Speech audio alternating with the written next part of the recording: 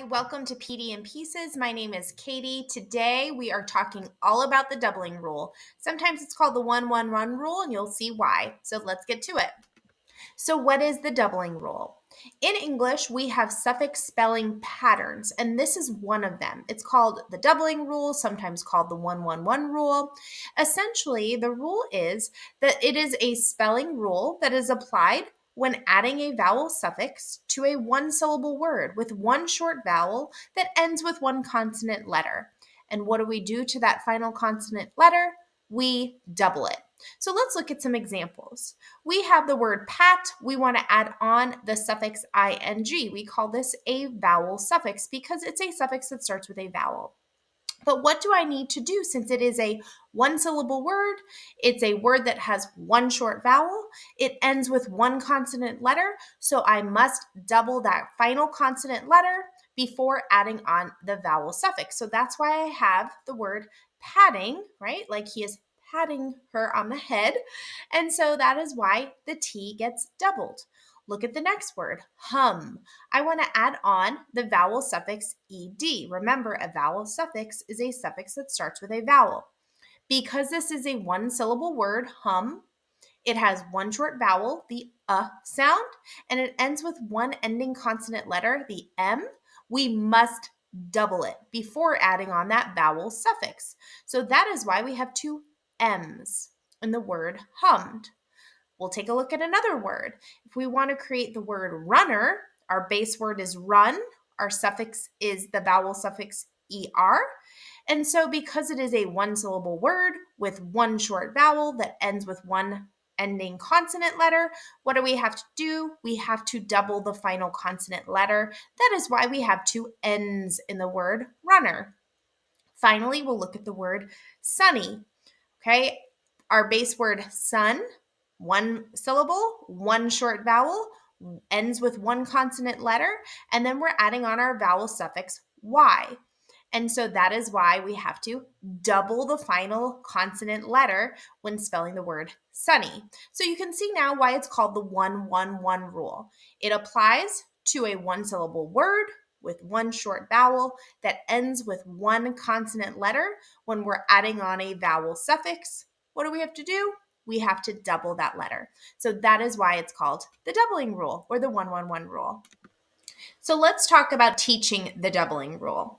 I always teach my kids to check or test the word by asking themselves 3 questions. And you'll see here why I use the terms doubling rule or 1-1-1 rule interchangeably, because as they're asking themselves these 3 questions, it's helpful for them to know it as the 1-1-1 rule. And why is that? Well, because the first question they ask themselves is, does the base word have one syllable? So there's the first one syllable. The second question they ask is, does it have one short vowel sound? There's the second one. So 1-1. And then the third one, is there one consonant letter that immediately follows the vowel? If that all 3 of those are yes, okay, one syllable, one short vowel, one consonant letter at the end, then before we add on our vowel suffix, we must double it. Okay, so let's try it with a few words. Okay, if our base word is get and I'm adding on the suffix ing, do I need to double it? Ask yourself these 3 questions, and if it's yes, yes, yes, then we double it. So what do you think? Does the word have one syllable? Yes. Does it have one short vowel sound? Yes. And is there one consonant letter that immediately follows the vowel? Yes. If so, we must double it. That is why there are 2 T's in this word. Let's look at another word, kiss, and I want to add on the suffix es. Okay, this is a vowel suffix, so we have to ask ourselves 3 questions about the base word. 1, does it have one syllable? The other one, does it have one short vowel?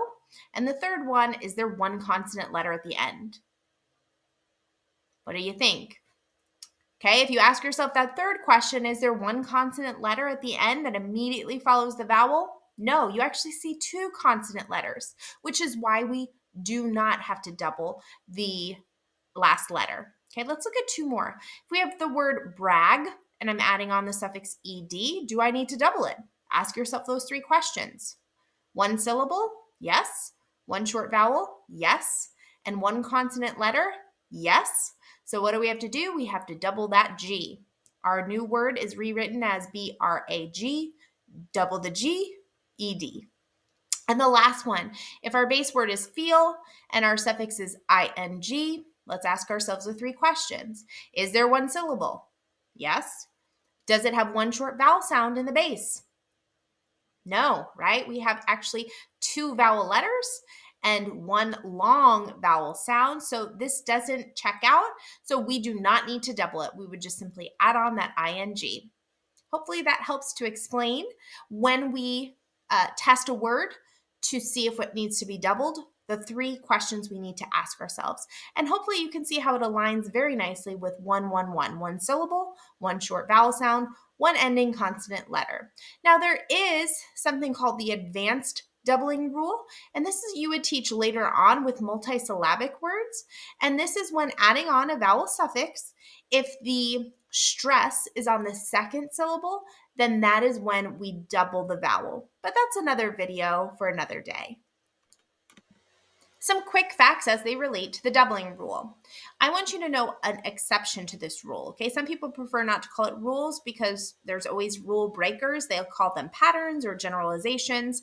I just call them rules and tell my students that no one can follow rules perfectly, so there's always going to be an exception. An exception to the doubling rule is words that end with the letter X. Words that end with the letter X do not get doubled, and that is because the letter X is the only English letter that actually is comprised of 2 phonemes or 2 sounds, the k and the s, and we put them together and say them very fast, ks.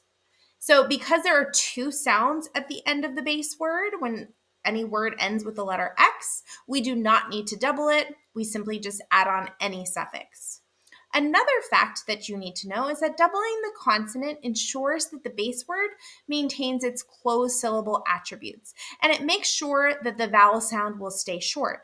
So let's take a look at an example.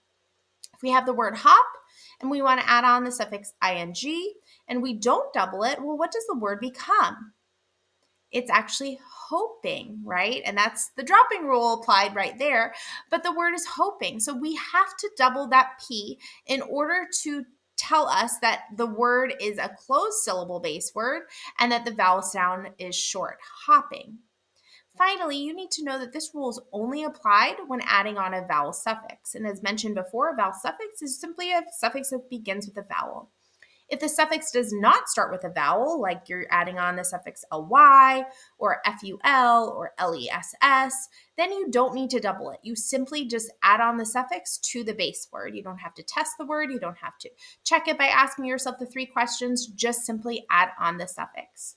So now you know all about the doubling rule. Thank you for joining us in PD and Pieces, and we hope to see you again soon.